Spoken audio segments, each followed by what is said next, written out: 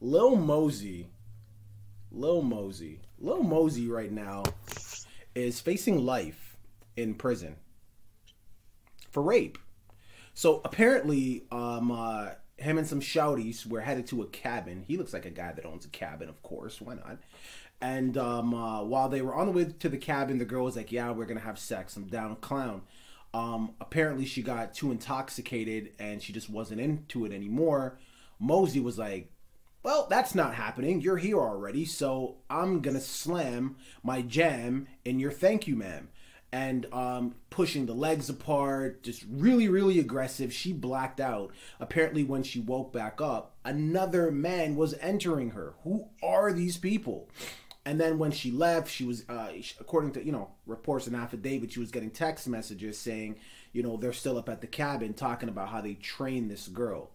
So he was supposed to appear in court and for something else. But when he got charged with this, he was like, "Nope!" And they're trying to find this guy. So there's now a warrant for his arrest. And if he gets charged, he's looking at life. Life in prison. The entitlement of a 19-year-old.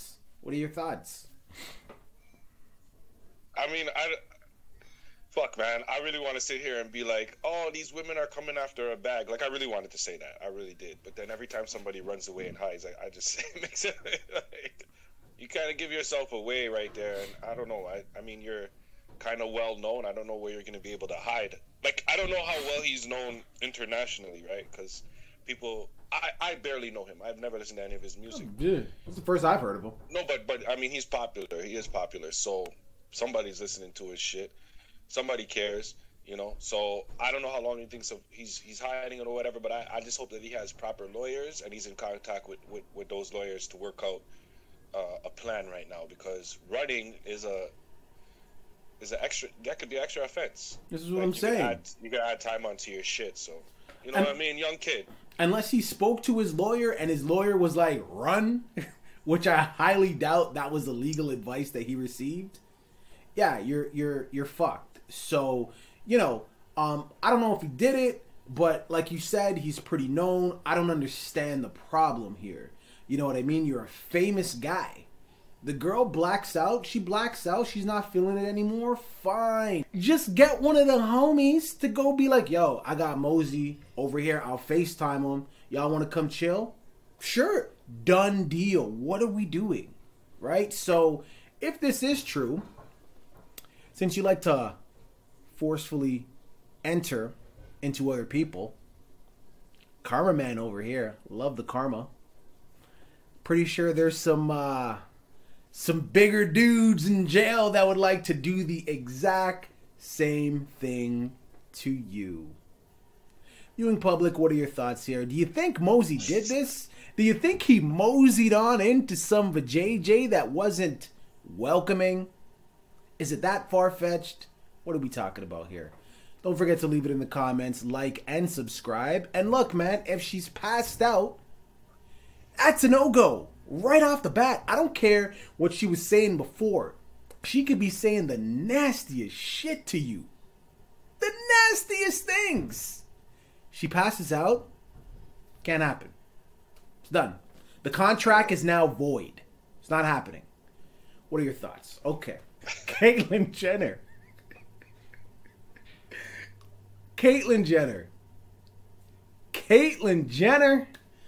She is no longer trying to keep up with the Kardashians. She wants to flip the script and have the Kardashians try to keep up with her. Or him. But I'll say her, respectfully. She's running for what? The governor of California? Yeah, apparently. I told my wife this, and she said, "How are you going to run the state? You can't even run your own life." Like, wow. I mean, it's not that far-fetched, though. Because the nigga, the Terminator, the Terminator was the governor at one point, right? So, right. I mean, if you're in California, you voting for Caitlyn? I want to know what you're doing, because right now you just hit both sides of the fence. Like, what are you doing right now? No, I'm asking you first. What side are you on? I'm trying to figure out. I'm asking you first, man. You're laughing, but you're saying, "Oh, but Terminator was the governor." What I'm saying is, it's not that far fetched for her to run. If the Terminator ran and won, this is not that far fetched. Donald Trump, a reality star, was the president. Bruce Jenner / Caitlyn Jenner was a reality star, an Olympic gold medalist. It's not that far-fetched. That doesn't mean that I would vote for Caitlyn. I'm just saying it's not that far-fetched.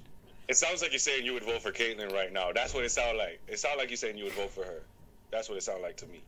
Well, it depends on who she's running against. But what are you doing? You voting for? Yes. That's a yes. Okay, that's a yes. Are you voting for Kate? You try to hopscotch around it right now. No, I'm not voting for no Caitlyn Jenner. Okay, why? No, hold up. Why? You mean I'm not? Why? Tell me why you're not voting for Caitlyn. Because this is not somebody who I've seen who has a dedication to the politics and to the people of California, rather to themselves and their family. This is what I've seen. I get it. You're an Olympic athlete. That takes a lot of discipline, a lot of focus, and all that type of shit. But that has nothing to do with politics, nothing to do with people's lives, nothing to do with policy, nothing to do with law. You know what I'm trying to say? There's a whole bunch of things that you need to know to be a politician, especially. Well, you know, the one thing that he might know how to do pretty well is play the game. She may know how to do is play the game. Listen, people who are watching this, don't take my smile as I am still adjusting, okay? I am still adjusting. I am not trying to be offensive right now. Okay, so but I mean, you know, a lot of things within the life could do it, but I'm not voting for that because you haven't dedicated your life. This is something that looks like a publicity stunt, just like everything else that the Jenner-Kardashian clan does. So no, I'm not voting. Well, look, at the end of the day, we all know any politician is just a face card. We know that they just do whatever the people around them say. So who you would be voting for is her cabinet, her squad, the men them. If the men them got the credentials, and the women them got the credentials to back it up, that's who you're voting for. Caitlyn is just going to be like, yo, what am I doing today again? Cool. When can I get my hair did? Cool. Except that thing I was supposed to do at 1 o'clock and get my hair did at 2, we're going to reverse it. I'm going to do my hair at 1 and we're going to do that other thing at 2. That's going to be it. You understand what I'm saying? And then finally, Kris Jenner is gonna have to be like, damn, I think I made a mistake. I should have stayed with Bruce Caitlyn Jenner. I should have stayed. Look, at the end, listen. If Kris would have stayed, automatically double the wardrobe, boops, just like that. Viewing public, what are your thoughts? Anyone out there, if you're in California, you voting for Caitlyn Jenner? Dre said that. Listen, if you're gonna make up some foul shit right now, you better stop. Stop right there. I'm not gonna do it. What are your thoughts, people? Don't forget to like and subscribe. Caitlyn Jenner running for governor. If Donald Trump could do it, if the Terminator can do it, I don't see why she can't. Deuces. We all know how much guy number 2 over there loves Ben Crump and Al Sharpton. And, he sent me this story, and he's livid. I don't understand the problem. Good old Al and Crump, they gave a eulogy at Dante's funeral, and Dre is just not feeling it. He's like, why are you didn't even know these people. God rest their soul. Dre, can you please explain to our viewing public what's up your crux? I don't know what a crux is, but that's a word. I don't even like using them terms before I even start talking or anything like that. We got to figure out a different intro for myself. We really do. But with that being said, listen, I have so many problems with that. But before I get into that, I want anybody watching at this point to like the video. I want you to like the video. I need you to subscribe as well. You know what I mean? And then I can get into my point. I'm gonna wait for you to do that. No, I'm joking. I'm gonna go right into it. No, we're waiting. Screw that. You want to wait? Okay. I want to wait for you to do that. Please like and subscribe right now. Did you do it? Did you do it? They did it. I think they did it. Okay. I think they did it. I think they did it by now. Yeah. So this is my problem. How many years has Al Sharpton or Ben Crump known Dante Wright? How many days? How many hours? How many minutes? How many seconds? They never met this kid before in his life. Let's talk real. Let's be real and forget about what's for TV for a second. Can we do that, people? A person died here, and we're having their funeral, a real life funeral. Now, when you have a funeral, the purpose of that is to honor the person's life with their family and the close ones that surround them, celebrating that. You know what I mean? Where does Al Sharpton or Ben Crump come into that? And then Ben Crump, I have to assume, because I don't know Dante Wright's family's financial position, but I see what the funeral looked like, and it looked like a big ass media circus, something for TV, something for everybody to watch. And we have we have Ben Crump go first, then Al Sharpton, and then the family, and then the mother and the father. Yeah, it's kind of weird. What kind of a shit show are we talking about? A kid died here, and they found a way to turn it into a media circus. That's why I have a problem with it. Al Sharpton seems to only pop up and appear when these type of things. And don't get me started on Ben Crump. You already know how I feel about that. Every time a black kid gets shot, Ben Crump is the lawyer for some reason. Too many coincidences for me at this point. So that's my problem with it, man. These guys don't know this kid. Let's have a real funeral for the kid, man. To your point, he started to give shout outs to, God rest their soul, all the other fallen black men and women who were slain by police at Dante Wright's funeral. Right. Why are we mentioning other people? So it's kind of weird. I'll take the other side of that because I do see another side of it. Look, Dante Wright, again, God rest his soul. I'm sure was a very popular and important and impactful person in his own rights. No pun intended, right? But now, when you get what some would call notable figure like Al Sharpton, Ben Crump to appear at your funeral and speak, it kind of says, okay, you know what? This kid, again, don't take this the wrong way. This kid, meant a lot more than to the people in his close inner circle. Like, put it this way. Let's just say one of your friends. We won't even put a name to it because I don't like marking people like that. Let's just say one of your friends who you just know, that's it, and they just know the people they know, passes away. And then at their funeral, Jay-Z shows up and decides to give the eulogy. That sounds totally crazy, doesn't it? But it also sounds crazy. That would still be kind of dope that Jay-Z is at your funeral. You understand what I'm saying? That's how I'm looking at it. You superficial motherfucker. It's not about the celebrity status of somebody. You know what I'm saying? Like, that's not what funerals are about. They're not. They're not about, because as soon as Jay-Z shows up to your funeral, your funeral is no longer about you. Now your funeral is about Jay-Z. And what a way to go out, Chris. I'm sure that's the way that you want to go out. Are you crazy? As the guy who had Jay-Z at their funeral. Yes. Listen, put it this way. What a legacy. Put it this way. Let me tell you something. I see both sides of the coin here, but I do think it's quite messy when you have one of these celebrities giving shout outs. You understand what I'm saying? Like, right. One of these celebrities are already drawing the attention away from the deceased because they're a celebrity, and now you're mentioning other people's names. God rest their souls. So it is kind of messy. I understand what you're saying, but you know what I'm saying? I don't like the media trying to tell us what's important and what's not important. I don't like the popular or the people that we consider forefront of this movement, which a lot of people consider Al Sharpton at the forefront of this movement because of the things that he's done in the past. I don't like them dictating and choosing what it is and picking and choosing what they decide to show up to kind of put our focus on that situation. And one other thing, listen, man, if you have the time today, and I suggest you do, Google Al Sharpton. Look at that nigga's history. That nigga's history is crazy. You Google him and be like, yo, how is he who he is today? Oh, it's nasty. Viewing public, what are your thoughts here? It's not just about what we think. Do you think it was a good look that Crump and Sharpton showed up at the funeral giving shout outs like the end of a rap album or even in the credits? Or do you think it made sense? All kind of tied in like police brutality. What are your thoughts? Leave it in the comments. Don't forget to like and subscribe. Two Guys Doing a Podcast. Deuces. Be able to see that. Oh no, this guy's about to go off. He's about to go off. Nah, I'm not gonna do that. Rest in peace to George Floyd. This happened in Houston. You can clearly see somebody vandalized one of his niggers' lives don't matter.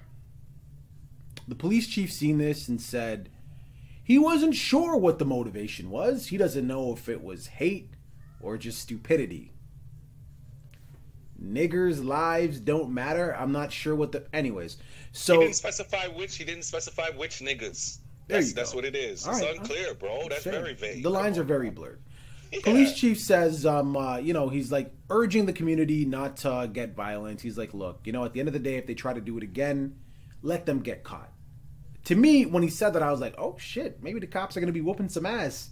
So let them get caught. So they vandalized Prodigy's mural in Queens. You know what I mean? Right. So, like, at the end of the day, not everyone loved George Floyd at all.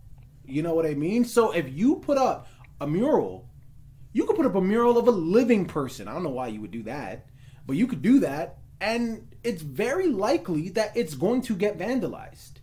You know what I mean? So to us, a George Floyd mural is very important. It's a beautiful thing. You might even take your kids to go see it. But to some people, that is the worst thing that they could see. It's not right for them to do that. It really isn't. But what are you going to do? Like, are you really going to... Really, what are you going to do? You're going to stand guard 24/7? What are you going to do? You're going to remove the graffiti. You're going to repaint it. They're probably going to do it again. At the end of the day, the mural is a beautiful thing, but that's not what represents him. That's not it. So I would agree to an extent with the police chief on this. No need to get violent. Because if you're going to get violent over this, oh boy, you're going to be violent every single day. Because it's not going to stop getting vandalized. I'm just saying. Yeah, 100%. Yeah. I mean, I have nothing else to add. You said everything right there, man. You shouldn't let simple words like that affect you. The most powerful people in the world are the ones who have power over words. Once you don't let words affect you, once people can talk about you and it doesn't matter to you, you think Warren Buffett, Bill Gates, Jeff Bezos, and I gotta name the richest people in the world, Zuckerberg, do you think they give a fuck what anybody says about them? They don't care. They really don't care unless it's something that will affect their pockets or their stock price. And even sometimes then they don't care. Elon Musk is on TV, on the internet, smoking weed. His stock dropped a little bit. Okay, cool. I'll just do something to build it back up. And now he's fighting for richest man in the world, dog. Don't let words have power over you, man. That's the message that you should take from this. Exactly. Do not let words have power over you. Exactly. And at the end of the day, we know what he means to us. We don't need a mural to solidify that. We know what he means to us.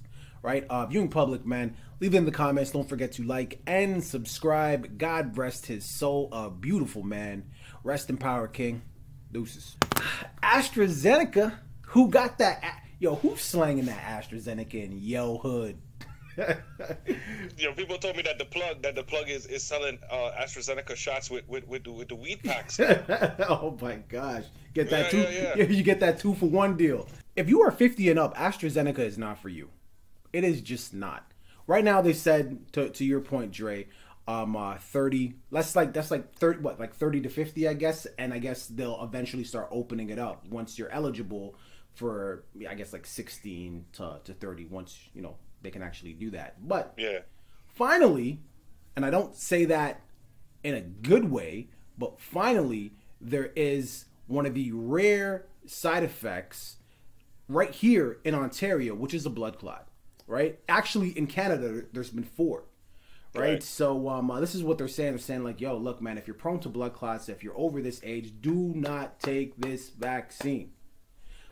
We have not been vaccinated in my house yet, but we're a Pfizer family. You know what I'm saying?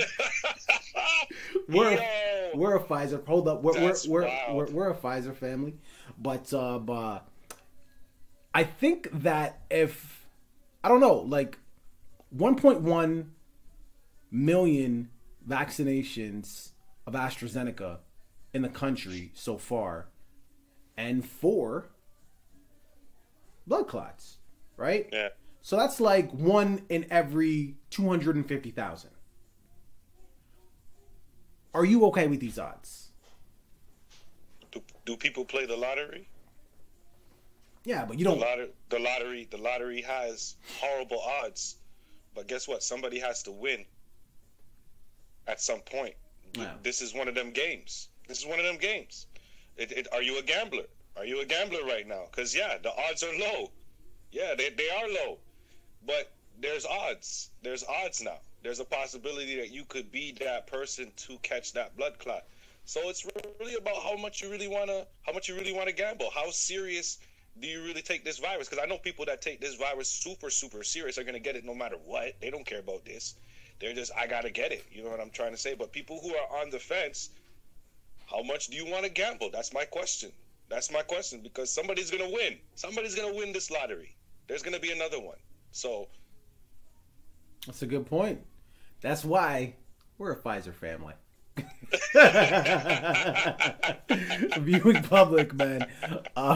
Stay safe out there, man. And my advice to you is before taking any vaccine, consult with your doctor, then consult with another one, and then another one. Like DJ Khaled. Another one. That's my advice at the end. That's not this guy's advice.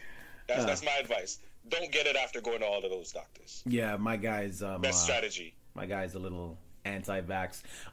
Really quickly, I just went for a walk with my daughter, and there was like chalk. You know, like the big chalks they use kids to draw on the concrete. Yeah. Yeah. So I seen no masks, no vax written in child chalk, and I'm thinking to myself, like. Anyways, yeah, be safe out there, you guys. Two Guys Doing a Podcast. Don't forget to like and subscribe and mask up. Well, cover the nose too. Mask up. I didn't even know this. I didn't know that you could just walk across the border into Canada and then not have to do the mandatory stay in a hotel that costs upwards of like $2,000. Hello. Since like February, 22,000 Americans have just waltzed into our country, bringing their coronavirus with them. They got all the vaccines in the world. They ain't bring none of those though. Just walking and bringing their COVID with them. One dude flies in to Buffalo, takes an Uber.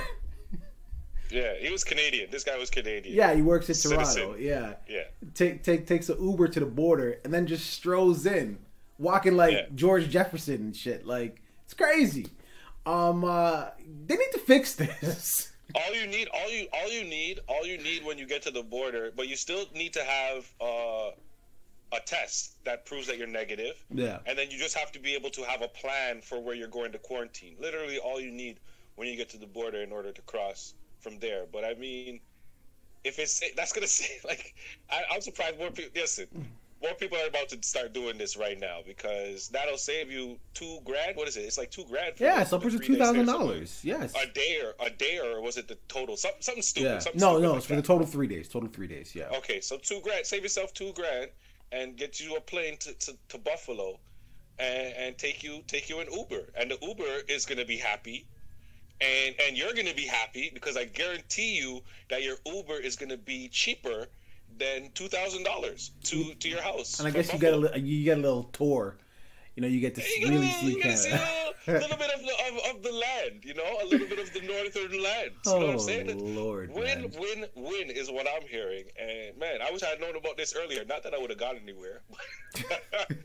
I'm just saying, yo, I told this because when you sent me the story, I told it to my wife, and she's like, "Yeah, they've been doing that." I'm like, how the hell did you know about this? I see. That's why I like. That's why I like when every time you have a girl or a wifey and you go to them with something, a lot of times they be like, yeah. You didn't know that before, and 80% of the time they didn't know that shit. They just bullshitting you. You know what I'm saying? You didn't know. You should have asked her. You should next time that happens. I want you to ask her a few more detailed questions, right? To see if she knows the details of what's required and all that stuff. Trying to make me seem. I'm like, why didn't you tell me this? You know, I do a podcast. Yeah, exactly. You see it. Why didn't you bring the story to me? I had to wait from. Yo, listen, my American brothers and sisters out there, y'all trying to sneak into Canada? You want our rainbow money? Is that what it is? You want to live this maple syrup hockey dream that we have? Nah, y'all don't want that shit. Perpetuate stereotypes. Nah, they don't want that shit. But seriously, I like the butter syrup still. Sorry. Really? Yeah, I like the butter syrup. This podcast is over. Listen, viewing public, what are your thoughts here, man? Did you know about this? Am I late to the game? Leave it in the comments. Don't forget to like and subscribe. Americans, stay the hell out of the country. Love you guys. Deuces. Thank you guys so much for watching that video. Don't forget to comment, like, and subscribe. Yo, Chris, we got to 200 subscribers, man. Finally. You know what I'm saying? But we don't want to stop there. We have a new goal. The new goal is 500 subscribers. So what I need you to do, I need you to like these videos over here. I need you to subscribe right here, man. Two guys doing the podcast, man.